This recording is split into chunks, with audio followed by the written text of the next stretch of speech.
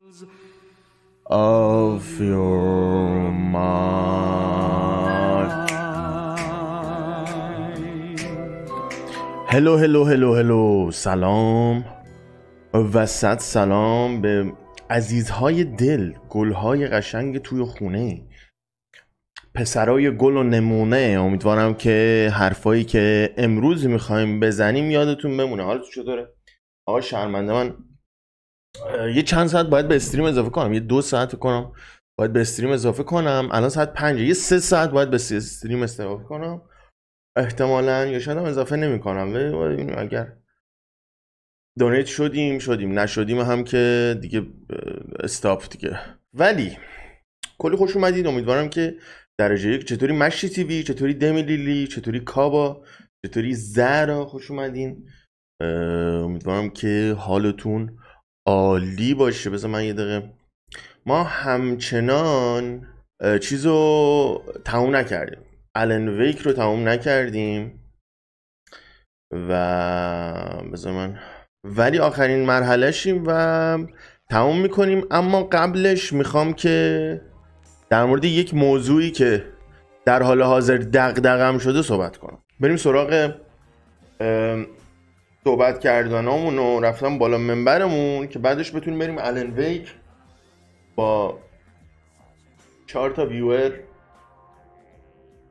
ویورای گیمینگ نبیل تیوی. ویورای گیمینگ نبیل تیوی یکی از وفادارترین آدمان.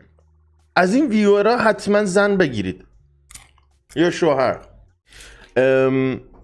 میخواستم یه مقدار متفاوت نسبت به صحبت‌های دوستان گلمون توی عرصه تویچ صحبت کنم. به عنوان یک کانتنت کریتور میخوام صحبت کنم، نه به عنوان کسی که بالاتر از کانتنت کریتوره. نه، منظورم هم این نیست که اون مدل صحبت کردن اشتباهیه، امر و نهی کردن و توضیح دادن مدل اشتباهیه. ولی میخوام به عنوان کسی که اگر خودش رو جای سهیل سولبا میذاش صحبت کنم. حالا برای اونایی که نمیدونن چی شده، موضوع اینه که آقای سهیل سولبا 3 روز پیش، فکر کنم درسته، 2 روز پیش یه ویدیو میذاره که آقا ای بابا ای وای ماشینمون رو زدن. خب و همون موقع من فکر کنم لایو بودم، بچه ها میگن که بابا what the fuck، مثلا این شده اون شده، و من میرم میبینم و میگم ای بابا چقدر گناه داره، و بعد مثلا یه ویدیوی تکمیلی میده از این قضیه و اینا، بر این اساس که آقا من ماشین مادرم رو کوین سولبا اگر اشتباه نکنم دوز زده، شیشه هاشو شکوندن، دزدی شده. حالا کلیتش اینه. خب کلیت موضوع اینه. مشخص میشه که در حقیقت ویدیو برای خود سهیل سولبا با سهیل پرنگ تو چنل سهیل سولبا که تو 5 ساعت 110,000 ویو میخوره. چطوری فارس فور؟ خب این اتفاقیه که افتاده، این اتفاقیه که رخ داده.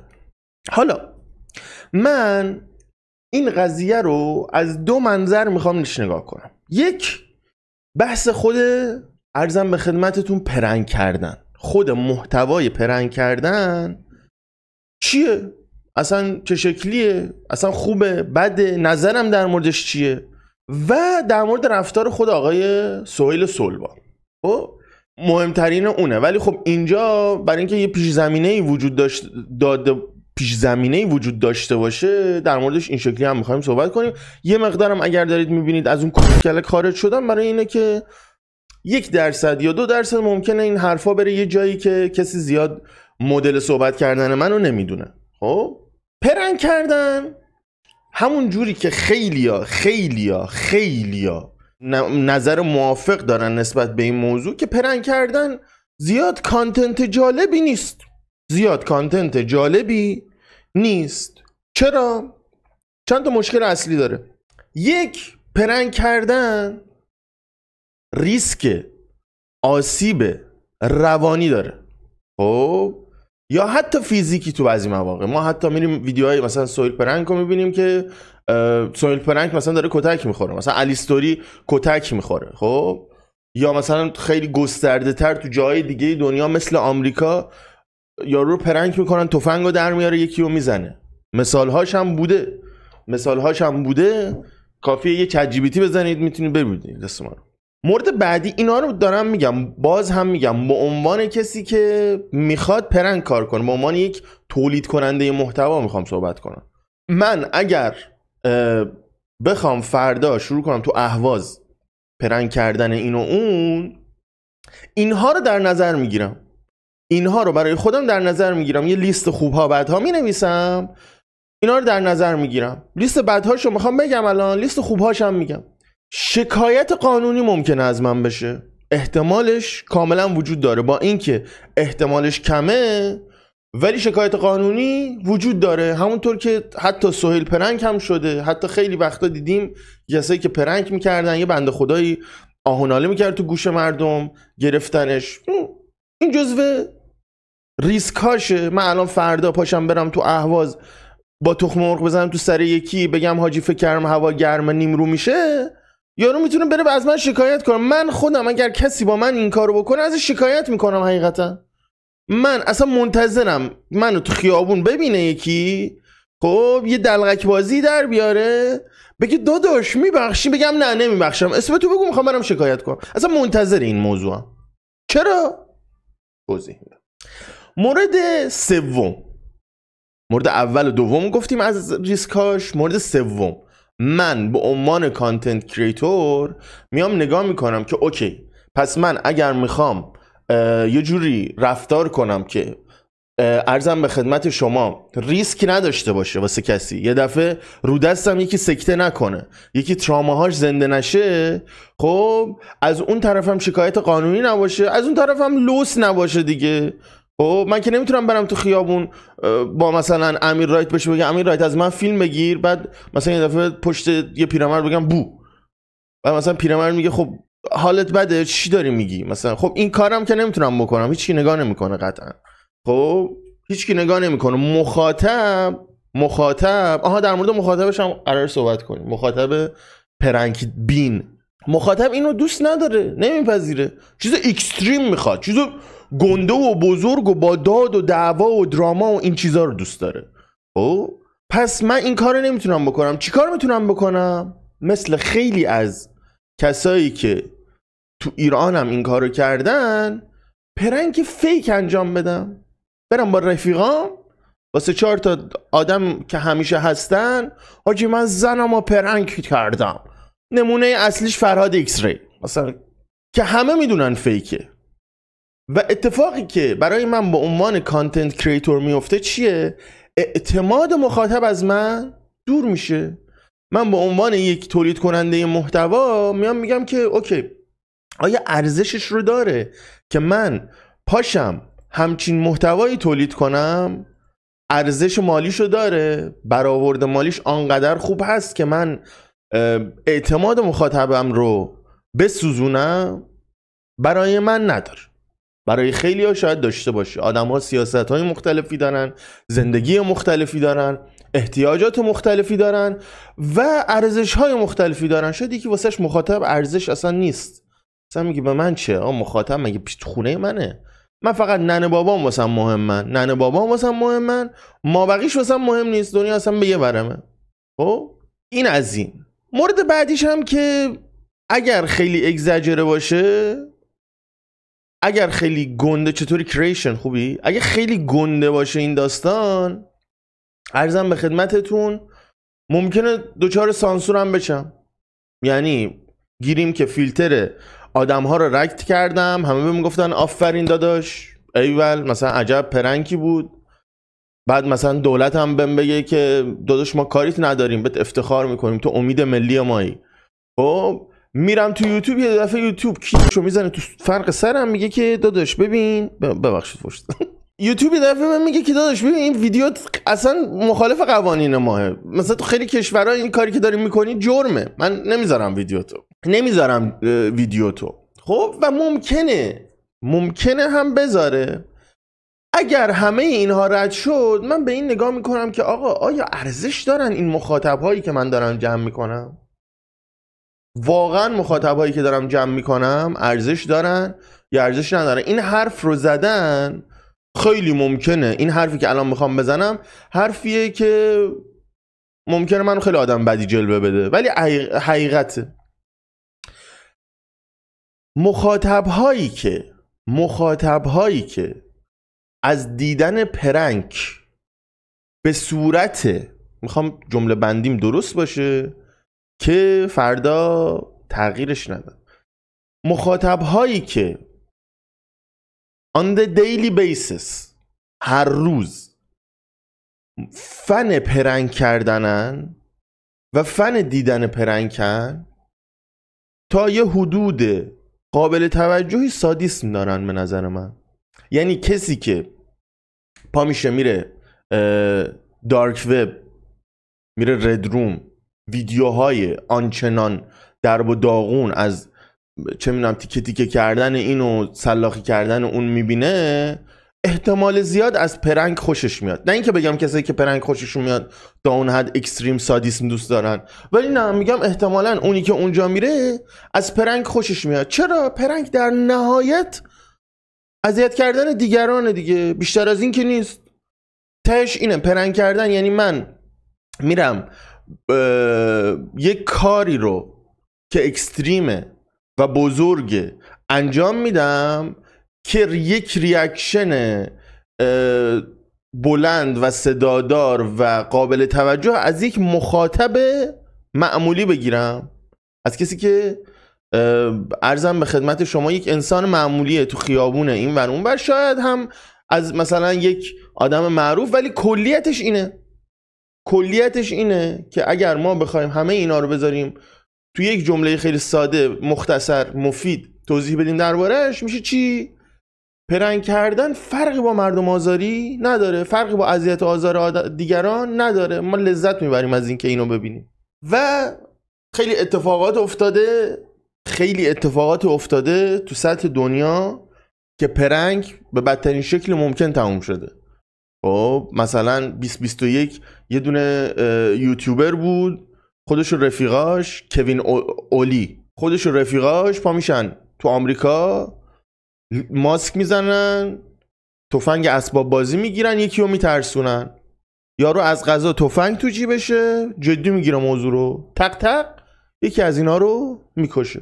یا همین 2 3 سال پیش تو فیلیپین یه تیک تاکر به اسم سامی گراینر، رفیقاش برای ویدیوی تیک تاک برای ویدیوی تیک تاک یه مار میندازن تو تختش، این هم تا سرحد مرگ میترسه، زهر ترک میشه، از شوک میترسه بنده خدا و میمیره. خب حالا این چیه؟ این صحبتی که الان در موردش صحبت کردیم نظر شخصی بنده به عنوان یک تولید کننده محتوا برای رفتن به سمت تولید محتوای پرنکه. خب اینجای صحبتم میخوام اینو بگم که این حرف هایی که من دارم میزنم ربطی به شخصیت، تفکر، خانواده و بک‌گراند کسایی که این محتوا رو تولید میکنن نداره. نه مالی هم نباشه، ولی من سهیل پرنک و وقتی توی دوانوار دیدم خیلی آدم مشتی بود، خداییش آدم مشتی بود. سهیل سولبار رو دیدم آدم مشتی بود. خب ولی اینکه مشتی یکی دلیل نمیشه که کارش درست باشه یا درست نباشه یا اشتباه باشه. خب حالا میخوام بیام اینور در مورد اتفاقی که افتاده صحبت کنیم و ویدیوهاشو میخوایم ببینیم، بعد نظرمون رو در مورد این قضیه بگیم. اوکی؟ بذار من چنل سهیل سولبار رو بیارم این بالا. اوکی، میبینید چنلشو؟ من اینجا داشتم برای اینکه آماده میشدم و این صحبت هامو داشتم مینوشتم، اومدم چنل سهیل سولبار رو چک کنم. من قبل از این تو چنلش نبودم، من تازه عضو چنلش شدم.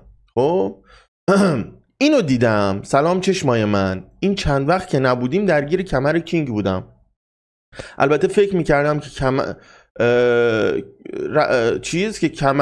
کمره رفتیم، نمیدونم عکس اینا گرفتیم، الان متوجه شدیم که فکر کردیم که کمره، رفتیم عکس اینا گرفتیم، متوجه شدیم که لگنشه. خدا رو شکر به بهترین روش پیش میره درمانش به لطف دعای شما. خب یعنی آقای سهیل صلبا پدر خودشون هم در معرض اینه که اگر فردا یک پرنکی شد و به یه شکل بدی بود و بنده خدا یه دفعه پرت شد عقب، یه دفعه افتاد زمین، ممکنه آسیب خیلی جدی ببینه. خب آسیب خیلی جدی ببینه کسی که مثلا آش میده آش کوین صلبا. خب آقا اینجا من این ویدیو 7 جولای اومد. این ویدیو رو بذار ببینیم. شیشه ماشین رو بچه شیکوندن، شیشه رو دزدیدن، ماشین رو بچه توش خالی کردن، خالی.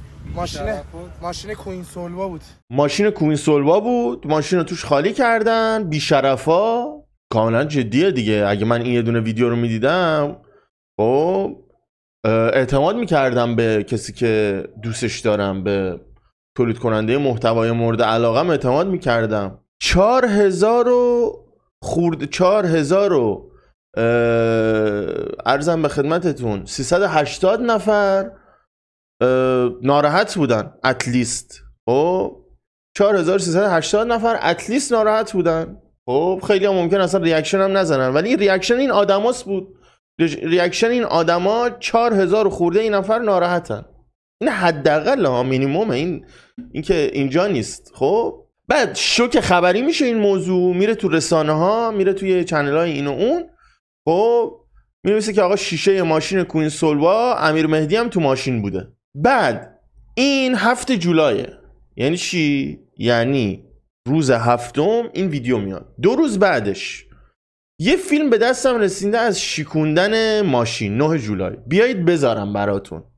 خب امیر مهدی کیه؟ امیر مهدی پسر خالشه، پسر عمشه، پسر نمیدونم فامیلشونه، باشون ویدیو میگیره. عجب نتی دارم حاجی جان. این هم این ویدیوه که گفته آقا 2 روز بعد از این که گفته آقا ماشین مامانمو زدن، در و داغون کردم، ما باش میگه ای بابا این بیشرفا، این فلان فلان شده ها، خب این طور شده ها. 2 روز بعدش میاد این ویدیو رو میذاره. شیشه پشت یکی میزنه میشکنه، نمیدونم چشه. شیشه پشت رو یکی میزنه میشکنه. خب بعد در رو باز میکنه میشینه جلو، یکی که با ماسک و ایناست. خب که بعدن حالا فکر کنم سهیل پرنک، حالا ندیدم ویدیوش هم میبینیم. به شدت به حرفات موافقم که مرور زمان اینا چوپان دروغگو اتفاقی هم افته. در مورد این هم صحبت میکنیم. مرسی واسه دونیتت. خب بعد عرضم به خدمت شما 3 روز بعدش میگه بیایید ویدیو واضح براتون بذارم از دوربین تو ماشین. این لحظه این کیه؟ این 3 روز بعد از اتفاقه. خب و هنوز هم به ما نگفته که آقا پرنکه، هنوز هم به ما گفته نشده پرنکه. هرچند یواش یواش باید رقم آدم هایی که باور دارن به این قضیه بیاد پایین اصولا. اما ما کار به این که یکی از حد معمول باهوشتره نداریم. ما در مورد کلیت داستان میخوایم صحبت کنیم. خب این که این 4 روز بعد از داستان، خب که تبدیل میشه به این ویدیو، تبدیل میشه که قراره هم ببینیم و دوست دارم که بدونم چیه این ویدیو. اما در مورد خود آقای سهیل صلبا میخوام صحبت کنم الان و در مورد رفتارش. یه اصطلاحی وجود داره، زمانی که تو از عواطف انسان‌ها استفاده میکنی، از احساسات انسان‌ها استفاده میکنی برای جلب توجه یا رسیدن به یه هدفی، بهش میگن خداع عاطفی. خب خداع عاطفی چیه؟ وقتی که تو یکی رو فریب میدی، از عاطفش و احساساتش استفاده میکنی برای رسیدن به یه هدفی که اینجا لایک، ویو، هایپ بیشتره، خب شوک خرابری رو من بزنم 4 روز بچه ها تو کف باشن، یه دفعه برم ببینن ویدیو چیه. خب این بهش میگن چی؟ خداع عاطفی، فریب عاطفی اصطلاحاً. خداع عاطفی چند تا داونساید و چند تا نتیجه منفی داره. خب تو مخصوصا تو دنیای تولید محتوا ها، خداع عاطفی ما تو میتونی به دوست دخترت هم که خیلی ها تو بچگی انجام دادن بهش بگی وای من سرطان دارم، بعد به خاطر ترحم بیاد با رفیق بشه، به میگن خداع عاطفی. مثلا دختره مثلا به یکی میگه که آقا من ای وای اگر نمونی بام رگمو میزنم، خداع عاطفی. خب کاری که میکنه و مهمترین کاری که میکنه چیه؟ بی‌اعتماد سازی مخاطبه. مخاطبها نسبت به تولید کنندگان محتوا اعتماد پیدا نمیکنن، بی‌عاطفه میشن. یعنی شما خیلی مثال ساده، فرض کنید که سهیل سولبا به جای اینکه میگفت ماشینم ترکیده، میگفت که 3 ماه پیش قبل از جنگ میگفت که وای موشک زدن دم خونمون، بعد 5 روز 4 روز یه هفته بگه ای بابا پرنک بود. آیا کسایی که سینای کرش رو به عنوان کسی که خونش رو از دست داده، کسایی که سینای کرش رو در حال حاضر باور کردن، همدردی کردن باهاش و کمکش کردن، آیا همون مقدار می بودن؟ قطعا نه. قطعا یک عدد قابل توجهی از آدما میگفتن که داره چرت و پرت میگه سینا. مگه ندیدین سهیل سولبا رو دروغ گفته در مورد این قضیه؟ بابا همه‌شون این کارو میکنن. مخاطبی که نشسته تو خونش داره گوشیشو کامپیوترشو نگاه میکنه، فرق آدم‌ها رو پیدا نمیکنه، باشون نشست و برخاست نداره، همه براش تولید کننده محتوان. پس به راحتی تو میتونی اعتماد خیلی تعداد زیادی مخاطب رو از بین ببری با این خداع عاطفی، با این سوء استفاده از شوک خبری برای چند تا لایک، چند تا ویو. مورد بعدی یکی زخم احساسی اتفاق میفته. یادتون هست گفتم 4000 خورده این نفر ریاکشن زدن نسبت به اینکه ای بابا مثلا ماشین مامان سهیل سولبا خراب شده. این آدما ریاکشن زدن، احساس ناراحتی کردن. خب این آدم‌ها در حال حاضر چه مقداریشون احساس فریب خوردگی دارن، احساس تحقیر دارن، احساس اینو دارن که به ما دروغ گفته شده نسبت به قضاوت خودشون، نسبت به رفتار خودشون، نسبت به احساس خودشون حس بدی داشته باشن، نسبت به این که ناراحت بوده برای سهیل سولبا حس بدی داره. این آدم قطعا حس بدی داره. مگه میشه نداشته باشه؟ مگه میشه ناراحت نباشه از این که سرش کلاه گذاشتن؟ مگه میشه ناراحت نباشه از این که بهش خندیدن؟ اون آدمی که نشسته پشت گوشیش داره این ویدیو رو میبینه و میبینه حاجی الکی بود، تو ذهنش قطعا میچرخه که آقا بهش خندیدن و واقعیت هم اینه که بهش خندیدن. واقعیت هم اینه که وقتی پستو گذاشتن خندیدن که اینا رو ببین قراره که مثلا تو کف باشن چند روز. اون آدم احساس تغییر میکنه، احساس فریب خوردگی میکنه. باز هم مخاطبمون رو ما ارزش قائل نمیشیم واسش، مخاطبمون رو به عنوان آدم ارزش قائل نمیشیم براش. و خیلی جاها آسیب‌های روانی هم اتفاق میفته. یعنی چی؟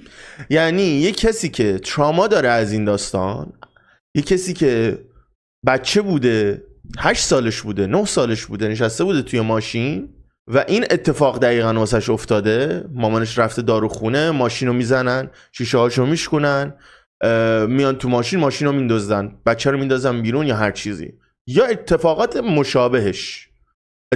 مشابه این. اون آدم زمانی که این ویدیو رو میبینه این تراما براش زنده میشه. چرا باید براش زنده بشه؟ تراما براش زنده میشه که یاد خودش بیفته و احساس همدردی بکنه با مخاطبش، ببخشید با تولید کننده محتواش، با کانتنت کریتورش. ولی وقتی میبینه که دروغه، سرکاریه، خداع عاطفیه، این ترامایی که واسش زنده شده بی دلیل زنده شده و قراره اذیتش کنه و ارزشی نداشته این موضوع. پس اینجا هم به یک مقداری از مخاطبان که خیلی از بقیه حساس ترن آسیب میرسه. به یک مقداری از مخاطبان آسیب جدی میرسه. شوخی نگیریم اینها، حاجی پشت گوشیه و فلان و نه آقا. من داییم وسط جنگ بود، دایی من توی جنگ 8 ساله وسط جنگ بود. خب شوک جنگ بهش وارد شده، موشک کنارش ترکیده. زمانی که این جنگ اتفاق افتاد یه دایه دوقلو دارم، دو تاشون هم تو همین شرایط بودن، تو آبادان زندگی میکنن، آبادانیان. زمانی که این اتفاق افتاد بنده خدا تو حج بود، دایی من توی حج بود. خب این خبرها رو وقتی میبینه یک شوک عجیبی بهش وارد میشه، یاد خاطرات بچگیش میفته، یاد اون اتفاقات بدی که واسش افتاده میفته، یاد زمانی میفته که مجبور بوده فرار کنن از آبادان برن یه شهر دیگه، توی یک خونه 30 متری 40 متری 12 نفر زندگی کنن. یاد اون زمان میفته. خب و حق داره یاد اون زمان بیفته، چون واقعا جنگ شده بوده، چون واقعیت اینه که این اتفاق افتاده بوده. حالا شما 1% این رو در نظر بگیرید که اسرائیل و ایران مثل سهیل سلبا و سهیل پرنگ بودن، یه دفعه خبرها رو میذارن، بعد 4 روز بعد میگن حاجی پرنگ بود، حاجی یو پلنکه. دایی من که اون زمان توی عربستان بوده، خارج از این فضا بوده، از خودش متنفر نمیشه بابت اینکه این حس رو کرده، بابت اینکه تراماش زنده شده. 2 تا دولت مسخرش کردن، اینطوری بهش فکر کنین دیگه، 2 تا دولت خندیدن بهش گفتن حاجی جنگ الک. خب پس این موضوع یک موضوع کاملا جدیه. حالا از نظر اخلاقی بررسی کنیم، از نظر اخلاق رسانه‌ای هم این موضوعی که سهیل سلبا انجام داد رو بررسی کنیم. یعنی چی؟ یعنی به عنوان کسی که تولید کننده محتواست و مسئولیت اجتماعی داره چه کارهایی باید کرد؟ چطوری باید رفتار کرد؟ و آیا این رفتار درسته یا درست نیست؟ کسی که توی یک رسانه داره کار میکنه، یک رسانه باز داره کار میکنه به عنوان تولید کننده محتوا، حتی تولید محتوای فان، حتی تولید محتوای پرنک، با اینکه من در نهایت روز با پرنک اصلا رابطه خوبی ندارم، به نظرم اشتباهه، ولی گیریم که نظر من درست نیست، گیریم که پرنک اوکیه. تو به عنوان تولید کننده محتوا یک مسئولیتی داری نسبت به مخاطبات. یک، این که تو صداقت نسبی داشته باشی. حداقلش وقتی تو کانال تلگرام میزنی میگی بچه‌ها بیاید از زندگیم دارم بهتون میگم تو این کانال تلگرام، بچه‌ها تولید محتوام و کانتنتم تو یوتیوبمه، اینجا چیه؟ اینجا زندگیمه، روزمرگیمه، آشمونو میذاریم، زمانی که مامانم نظری درست کرده آش، از کمردرد پدرم دارم بهتون میگم. آدمایی که تو چنل من چنل نمیدونم 300 400 200 نفر 300 400 چیه 200 نفر توشه. این 200 نفر مثل خانواده به من نزدیکن، چون الان چنل تویچ هم مثلا چند هزار نفر داره، چنل مثلا اینستام 1000 نفر مثلا ارزم به خدمت شما فالوور داره، ولی کسی که تو تلگرامن، تو تلگرام دارن حرفامو میشنون، نزدیکتر از بقیه‌ان بهم. خب پس من حداقل یک مسئولیت اینو دارم که یک صداقت نسبی نسبت به این آدما داشته باشم. مورد اول. مورد دوم، تو باید به احساسات عمومی احترام بذاری. خب باید به احساسات عمومی احترام بذاری. شوخی بردار نیست این موضوع. تو بقیه جاهای دنیا عواقب قضایی داره، عواقب حتی کیفری داره. خب این موضوع جدیه. تو وظیفت به عنوان تولید کننده محتوا اینه که به احساسات عمومی احترام بذارید. و در نهایت و مهمتر از اینا اینه که مرزهای انسانی رو، عرضم به خدمت شما، احساساتی که کنار مخاطب وجود داره اینها رو بسنجی و نسبت به اینها عمل کنی. یه سری مرزها وجود داره، یه سری قوانین نانوشته وجود داره که از انسانیت آدم میاد. این که من غذامو و پولم رو ترجیح ندم به احساسات یکی دیگه، این که من پولی که میاد تو جیبم رو ترجیح ندم به ضربه خوردن یکی دیگه، به ناراحت شدن یکی دیگه. میدونی چی میگم؟ این مرزهای انسانیه که باید رعایت بشه. و اگر فردا روز دوباره این اتفاق افتاد و یکی دیگه این شکل رفتار کرد، شما به عنوان مخاطب یه چیزو بدونید، این که بگه پرنکه یه مغالطه است، مغالطه اخلاقیه. اصلا پرنک یعنی چی؟ چی پرنک؟ خود پرنک کردن خب با تمام بدیاش لحظه که پرنک مشخصه تموم میشه. یعنی من تو خیابون یکی رو میذارم سر کار، 20 ثانیه 30 ثانیه 1 دقیقه 2 دقیقه 5 دقیقه طول میکشه، همون لحظه تموم میشه. بعد وظیفش از تو بپرسه من حق دارم این کانتنت رو بذارم یا نذارم. این که یکی تو فضای مجازی داره این کار رو میکنه و به شما میگه پرنک، این مغالطه اخلاقیه. این آدم شما رو سر کار گذاشته، این کار رو کرده از شوک خبری استفاده کنه، این کار رو کرده که ویو بگیره، این کار رو کرده که لایک هاش بیشتر باشه، هایپ بیشتر باشه. حالا چه خوب چه بد، هایپ دیگه. آقا من به عنوان مخاطب سهیل پرنک، سهیل سولبا بخشید، به عنوان مخاطب سهیل سولبا نگران حالشم، نگران زندگیشم، نگران باباشم، مثل خانوادم نگاه میکنم به اینا، هر روز ویدیوهاشون رو نگاه میکنم. پرنک چیه؟ من پرنک ندارم با تو مرد حسابی. من اصلا کی قبول کردم که توی پرنک باشم؟ پس این یک مغالطه اخلاقیه که آقا ما این پرنک بود دوستان. نه، این سوء استفاده بود، سوء استفاده هست از احساسات و عواطف مخاطب، سوء استفاده شدید از حسی که مخاطب نسبت به تو داره، نسبت به خانوادت، نسبت به زندگیت، نسبت به وسایلتون. احساسات وجود دارن و نباید اینا رو ما دینای کنیم. واقعیت این موضوع، این احساسات وجود دارن. این از حالا چی منو اذیت میکنه و چی منو ناراحت میکنه نسبت به این که توی ایران این موضوع قابل پیگیری نیست. از نظر دولتی، از نظر قضایی قابل پیگیری نیست، ولی توی آمریکا قابل پیگیریه.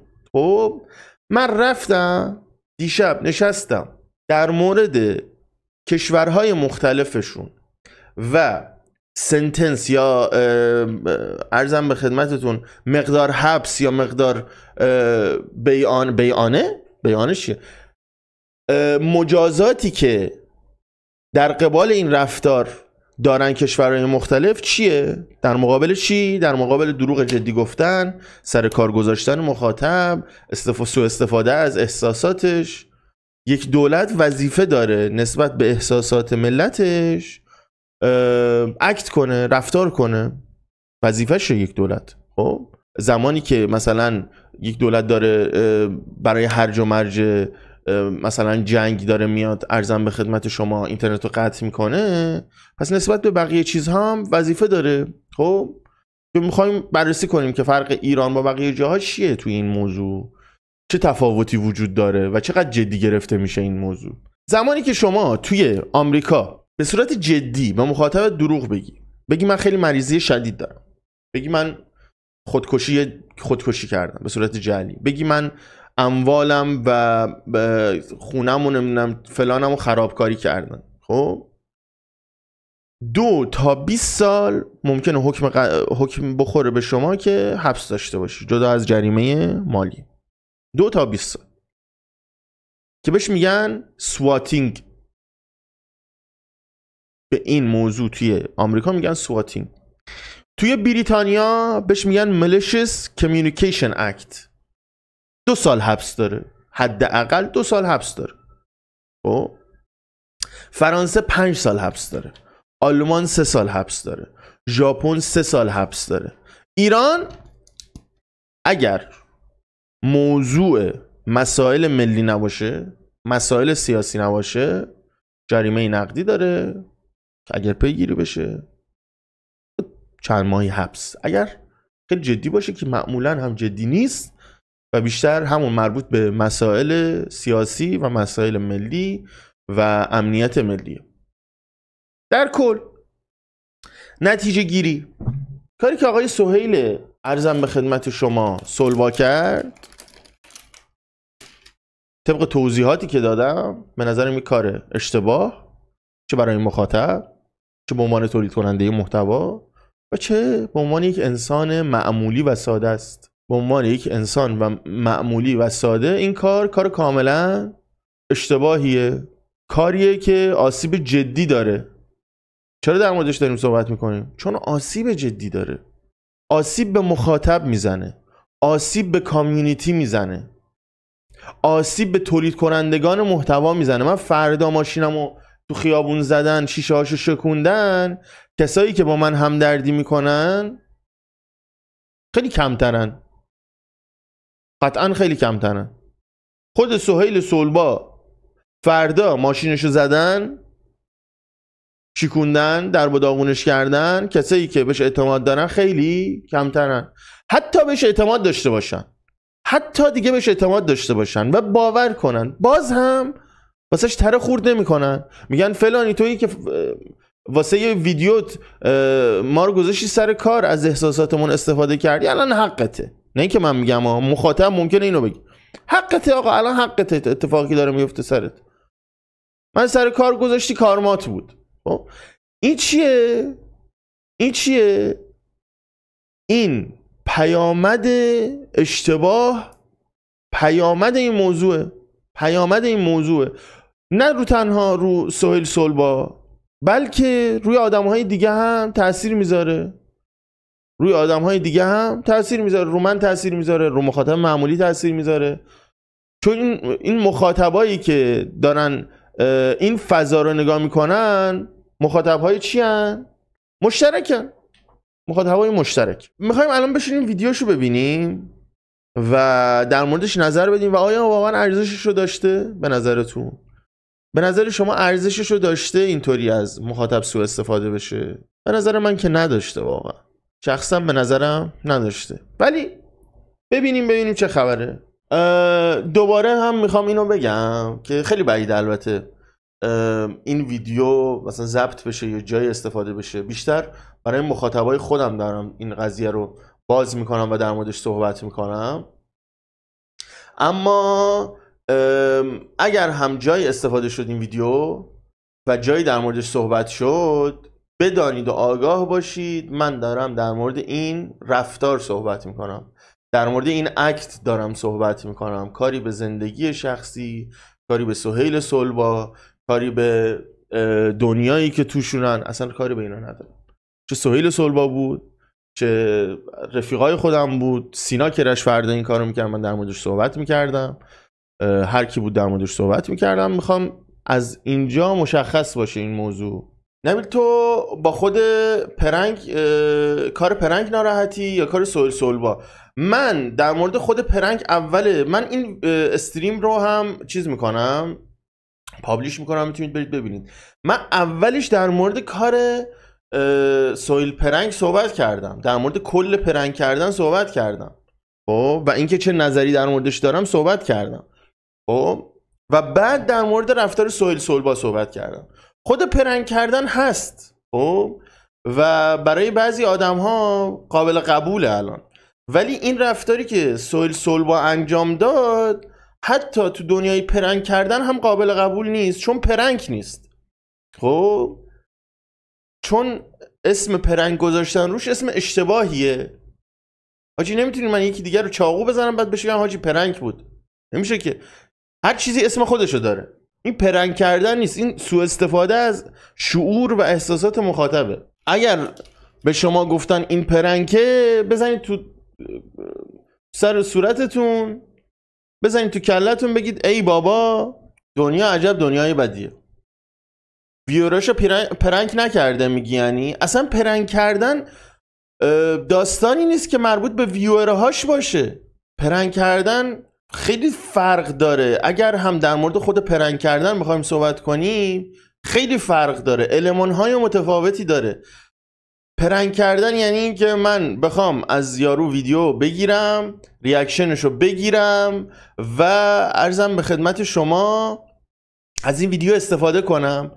5 دقیقه طول میکشه، یه کاری با طرف انجام میدم، individual person، یک نفر یه کاری انجام میدم، بعد ویدیو میگیرم ازش، بعد که ویدیو گرفتم ازش میپرسم که آقا شما راضی هستی یا راضی نیستی. خب این المان ها وجود نداره تو این موضوع. یک individual person نبوده، یک نفر نبوده، یک کامیونیتی بوده، چندین هزار نفر نگاه کردن.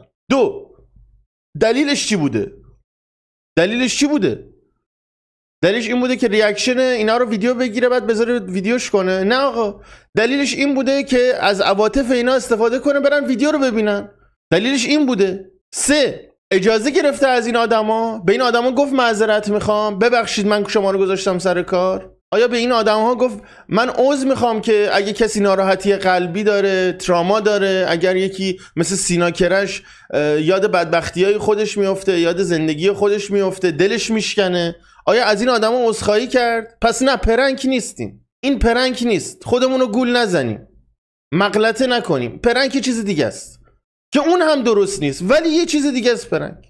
خیلی از کامیونیتی خود من ویدیوهای سولبار اصلا نگاه نمی‌کنم، دلم واسه شکست. اصلا سولبار من 2 تا ویدیوش تا ندیدم.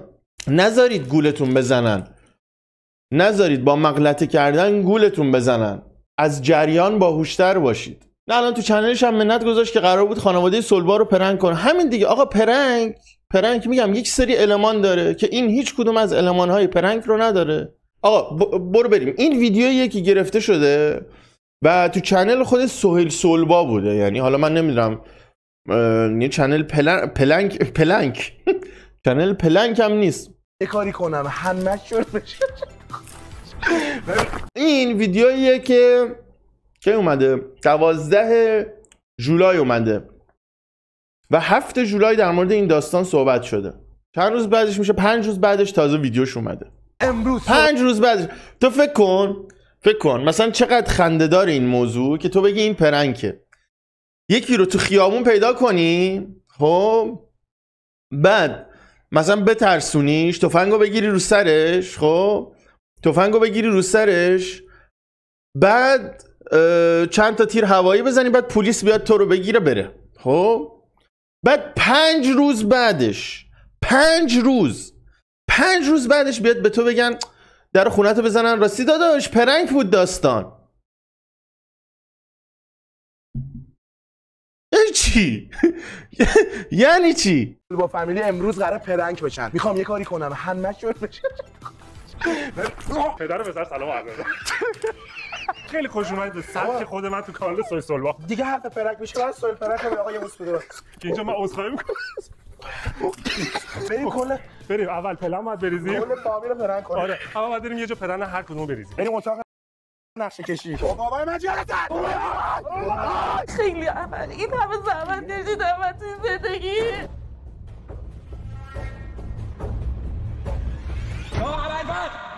ببین اولین درس پرنک روی اینا با خانوادهشون میخوان چیز کنن. سهیل پرنک اومده به سهیل سولبا یاد بده که چطور پرنک کنیم.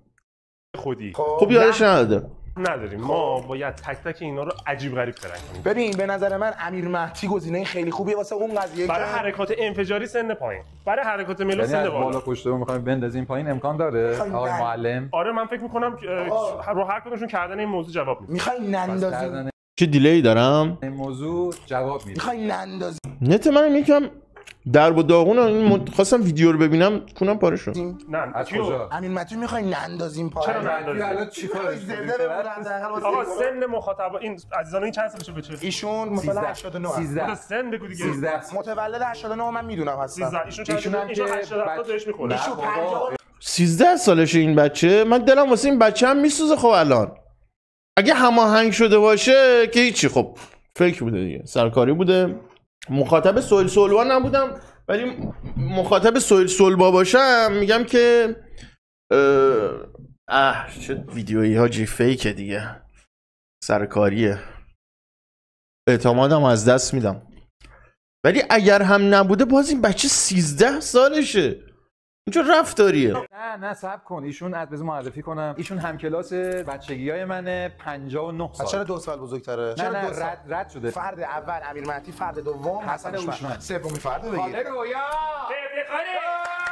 حال رویا میخوام همشون نمیخوایم ببینیم، همین این چیزا رو میخوایم ببینیم. اینو $10 رو داریم بازسازیش می‌کنیم. برو دنبالش، برو همینجاست. میترسم از بچه‌ها یکم استرس گرفتم. من یکم استرس گرفتم چون خیلی میترسه امیر، خیلی میترسه امیر. 89 میشه 15. این رو امیر خفن ترینش میشد. حاجی خدایا خیلی حرکت عجیب غریبی داری میزنی رو بچه.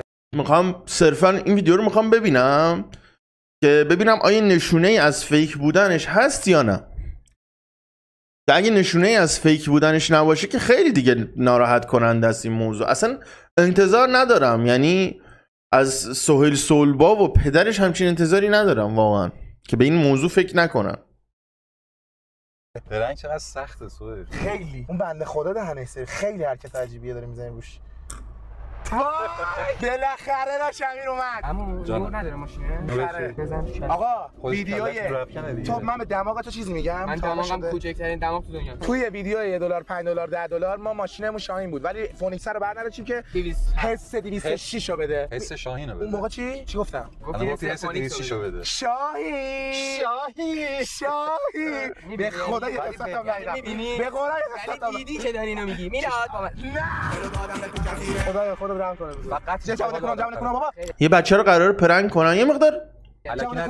این هم رد فلگیه برای خودش، این رفتار هم رفتار اشتباهیه برای خودش. اگر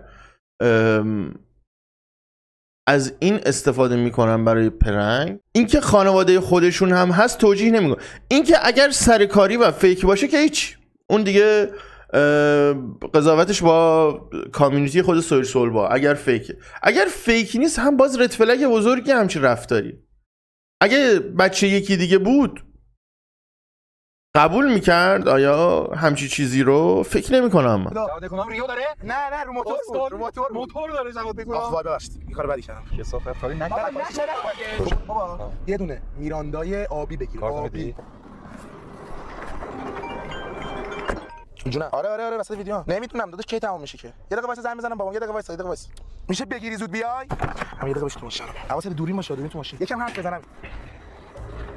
بچه واقعیتش امتحانات سخته.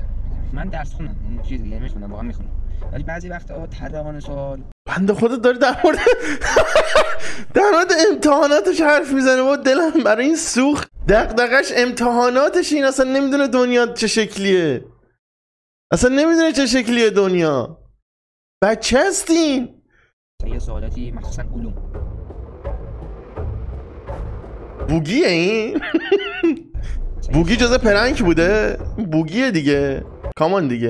این بوگیه دیگه. بوگیه دیگه، درسته؟ خودشه دیگه.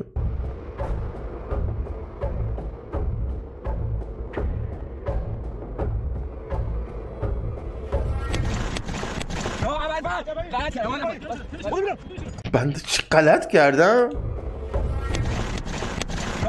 بذار سرعتشو بیارم پایین. حاجی اصلا قلب درد شدم.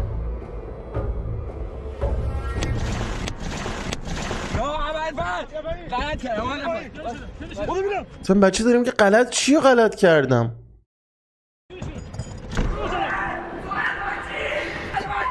وای چی شد؟ شیشه رو دستی کن. بابا بیاده شد. این چیه؟ وای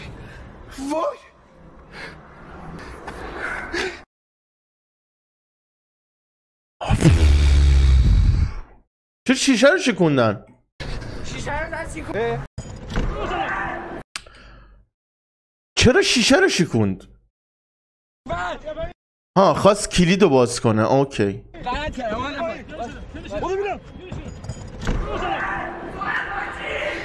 حاجی اصلا جزغاله شدم برای این بچه. جزغاله شدم به خدا براش، دلم سوخت. میگو چطور جیغ میکشه.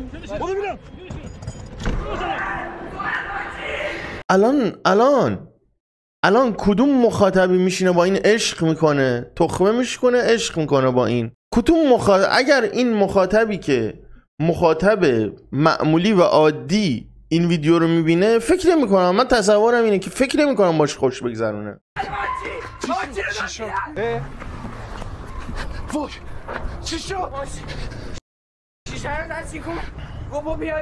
این چیه؟ وای وای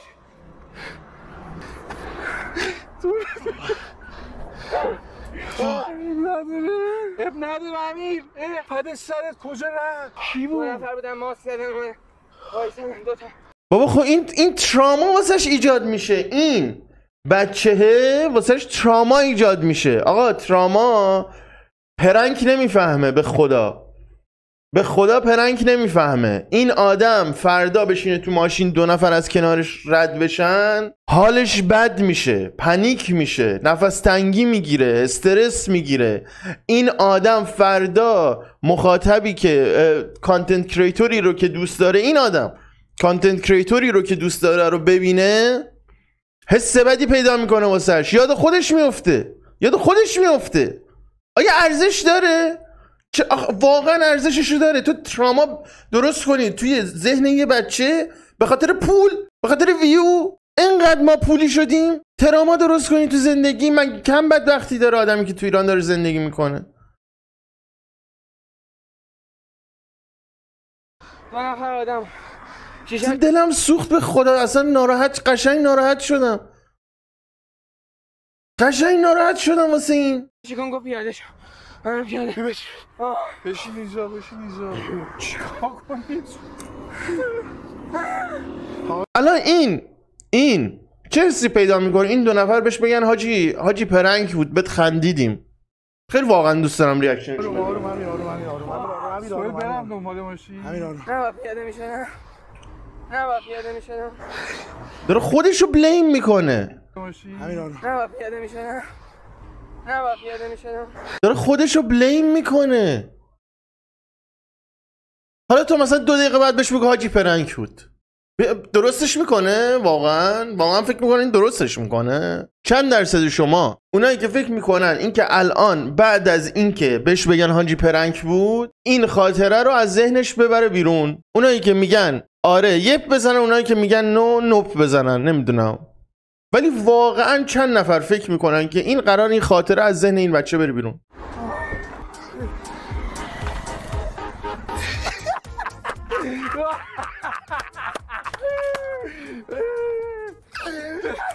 حاجی وای خدا، حاجی منو ببین، تو رو قرآن منو ببین، من گریم. اشکو ببین. چرا باید اشکو ببینیم؟ اصلا نمیفهمم. هر چقدر تلاش میکنم که متوجه بشم نمیفهمم. اشکو ببین. اونو نگاه. امیر اونو ببین. حاجی دوید اومد. سون گرفتش دوید اومد. من گرفتم چوراش سمت دور. آقا دوری مخفی بود آقا، دوری مخفی بود. حاجی اون چرا ببین. حاجی دستو ولش کن فقط. بابا این حالش بده. خب اوکی، من تا اینجا چیزی ندیدم که این حس رو بکنم که اوکی این پرنک نبود و سرکاری بود. تا اینجا واقعا چیزی ندیدم. دمشون گرم دیگه، دمشون گرم. ما رو سر کار نذاشتن، اتلیست این رو سر کار گذاشتن، با اینکه ما هم سر کار گذاشتن. اما آیا ارزشش رو داشت؟ آیا این بچه ارزشش رو داشت؟ این مقدار پول چقدر؟ بگو 1 میلیون ویو، بگو 2 میلیون ویو. آیا ارزشش رو داره که این فردا با این تراما زندگی کنه؟ روز و هفته و ماهش خراب شده. بچه‌ای که درگیری ذهنیش 2 تا امتحانه، درگیری ذهنیشو بکنی نگاه کردن به آدمای دور و برش، یه وقت شیشه ماشین رو دوباره نشکنن. سرزنش کردن خودش بابت اینکه بابا پرنک بود تو چرا جدیش گرفتی، چرا میترسی هنوز. سرزنش کردن خودش بابا من چرا ننشستم تو ماشین، چرا یکم مردتر نبودم، یه مقدار جدیتر نبودم. ارزشش رو داره. قیمت بذاریم، بریم قیمت بذاریم رو ارزش این، رو این قیمت بذاریم. چقدر میارزه؟ 20 میلیون تومن، 30 میلیون تومن، 50 میلیون تومن، 100 میلیون تومن. چقدر به شما بدن پول که شما با این تراما زندگی کنید؟ چقدر حاضری بهت بدن؟ 1 میلیارد میدن دیگه، خوبه دیگه خداییش. 1 میلیارد بهت پول بدن ولی هر وقت رفتی بیرون تو ماشین نشستی دور و برتو نگاه کن، دور و برتو نگاه کن، این ور اون ور رو نگاه کن. میارزه دیگه، 1 تومن میارزه دیگه. 1 تومن در میاد ازش؟ الان از این ویدیو 1 میلیارد تومن در میاد؟ 2 میلیارد تومن در میاد؟ به والله که نمیارزه. اصلا دلم شکست برای این آدم، دلم برای این آدم شکست و دلم برای این شکست که اونجا بهش خندیدن، به گریه کردنش خندیدن، جذاب بوده واسه شون گریه کردنش. دلم واسه این هم شکست و دلم برای کامیونیتیمون میشکنه که این موضوع توجیه پذیره برای خیلی آدم ها، برای خیلی تولید کنندگان محتوا این موضوع توجیه پذیره. من در موردش حرف نمیزنم، ارزش نداره در موردش حرف بزنم. برای خیلی از تولید کنندگان محتوا این موضوع اوکیه. این مسائل دلمو میشکنه، واقعا دلمو میشکنه و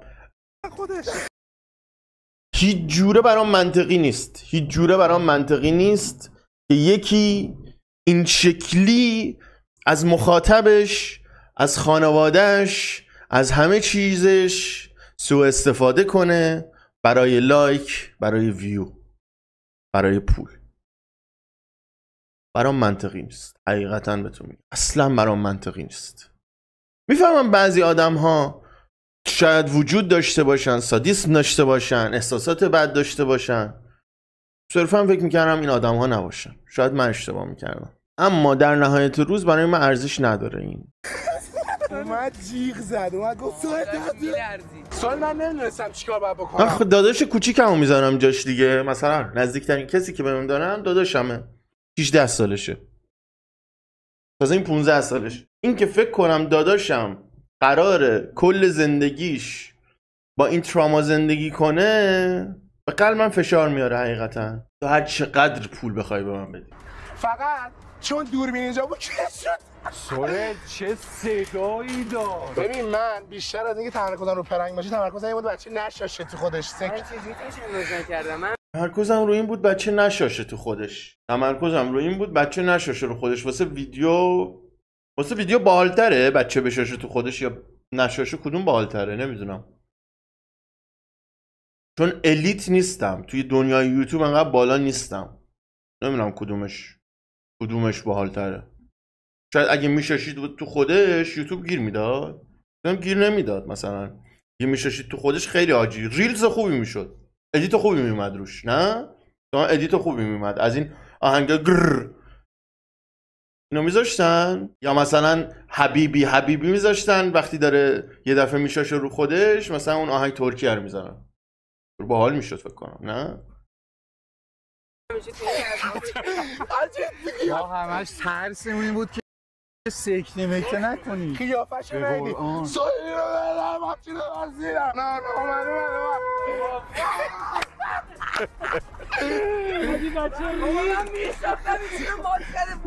خدا رو شکر اول نفر شکار شد دیگه. امین مهدی ببخشید شما رو مجبور بودم پرنگ کنم. پرنگ کردن خود خانواده سکته دادن. اصلا کسی در مورد این بچه صحبت نکرده، همه به مابقیش اهمیت دادن. حتی واسه شون مهم نبوده مخاطباش. کامنت های اول 15 دقیقه چقدر این؟ تا الان تموم میشه دیگه، تا 8 دقیقه تموم میشه. در مورد 15 دقیقه، 30 دقیقه، 22 دقیقه، 20 دقیقه، مثلا یکی گفته وای چقدر دلم سوخت نمیتونه حرف بزنه. 20 دقیقه، 21 دقیقه، 22 دقیقه، 21 دقیقه، 22، 29. یکی گفته 6، 22، این که اصلا هیچی. سهیل پیاده شد ماشین بندری میزد، اصلا در مورد یارو هم صحبت نکرده. 22 23 20 22 26 حتی واسه خود مخاطب هم مهم نبوده این موضوع. یعنی اصلا از نظر ویو هم جذاب نبوده واسه مخاطب که در موردش صحبت کنه، بهش بخنده. و تو همچین ترامایی دامپ کردی رو این بچه که حتی پول هم در نمیاره. یعنی هیچ که واسهش مهم هم نبوده، همه اینجاشو نگاه کردن، اینجاش واسهشون جذاب بوده این قسمت ویدیو. واقعا ناراحتم، واقعا ناراحت و دلگیرم از این موضوع. ناراحت و دلگیرم که کانتنت کریتور میاد اینطوری رفتار میکنه، هم مخاطبشو گول میزنه، مخاطبشو میذاره سر کار، مردم عادیو میذاره سر کار، از عواطفشون سوء استفاده میکنه، کانسیکونسی نداره، عواقبی نداره.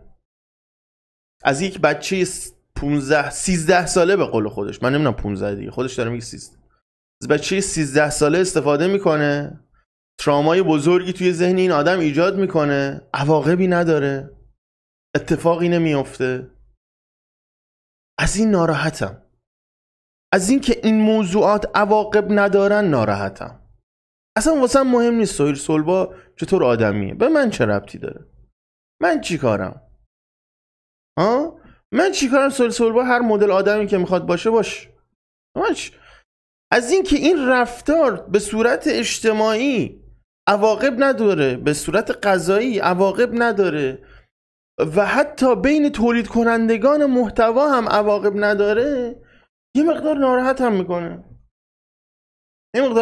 میکنه. جدا از اخلاقیات واقعا نمیدونم، از نظر یوتیوب نمیدونم سیستمش چطوریه، نمیتونم هم در موردش نظر بدم، ولی حدسم اینه که احتمالاً هم مشکل داره، احتمالش هم وجود داره که مشکل داشته باشه. در کل خلاصه بحث، این رفتار، این کنش، یه کنش بسیار چیپ، بسیار ضعیف، بدترین شکل ممکن برای جذب ویو، بدترین شکل ممکن برای جذب مخاطب، باعث بی‌اعتماد سازی مخاطب میشه، باعث اذیت شدن و بی‌اعتمادی مخاطب میشه و در نهایت خود پرنگ بدی بوده که میبینیم یک بچه‌ای که من نمیشناسمش، نمیدونم حتی اسمش چیه، قیافش شاید 3-4 بار بیشتر ندیدم تو ویدیوها، دلم واسش میشکنه.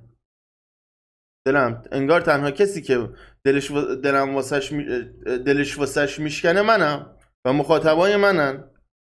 انگار خود خانوادهش، خود رفیقاش دلشون زیاد نمیشکنه، انگار واسهشون مهم نیست، شاید آگاه نیستن، شاید هر چیزی، ولی واقعیت اینه که واسهشون مهم نبود. خندیدن بهش، در نهایت مسخرش کردن، درگیر این بودن که نشاشه به خودش. و امیدوارم که عواقب داشته باشه این مدل رفتارها عواقب داشته باشه. اینو امیدوارم. اصلا امیدوار نیستم که سهیل سلبا درست بشه یا سهیل سلبایی نباشه. نه آقا، آدمای زحمتکشی هن، آدمایی هن که تلاش میکنن. هر کی هم اینو نبینه ارگنته، چشاشو بسته، غرورشو گذاشته جلوش، به جاش حکمرانی کنه. نه، آدمای زحمتکشی هن، آدمایی هن که تلاش میکنن، به قول خودشون آدمای خوبی هن، به فکر مخاطبشون هستن که به نظرم اینطوری نیست. نظری میدن، چه میدونم، از اون طرف دلشون واسه مخاطبشون میره، قربون صدقش میرن، ولی در نهایت از عواطفش سوء استفاده میکنن و یک بچه 13 ساله رو کانتنت این کار میکنن که تهشی قراره یه ترامای بزرگ تو زندگیش باشه. و من امیدوارم که این رفتارها عواقب داشته باشه از این به بعد. امیدوارم آدم‌ها در موردش صحبت کنن. امیدوارم حداقل کانتنت کریتورها در موردش صحبت کنن. من که نمیتونم به پلیس و به دولت و به سیستم قضایی و به این و اون که نمیتونم دستور بدم. کانتنت کریتورها هم نمیتونم دستور بدم. ولی دوست دارم که، امیدوارم که ریاکت کنن، حرف بزنن در مورد این قضیه، حرف بزنن. نذاریم آقا مخاطبمون به ما دل سرد بشه، بهمون اعتمادش رو از دست بده. شبیه آدمای معمولی باشیم واسش، نذاریم اینطوری باشه. این صحبت های من بود در مورد این استریم، در مورد این قضیه. و دبلیو بهتون که گوش دادین، امیدوارم که این رو به شکل نظر من ببینید و به حرفام گوش بدید و با عقل خودتون بسنجید و با عقل خودتون در مورد این قضیه نظر بدید. چه استریمرها، یوتیوبرهایی که دارن این استریم رو میبینن، چه عرضم به خدمت شما ما بقیه دوستان مخاطبایی که دارن این استریم رو میبینن، چه اگر کلیپی چیزی در اومد اینو میبینم، امیدوارم که گوش بدید و بهش فکر کنید و جدیش بگیرید. چیزا رو باید جدی گرفت.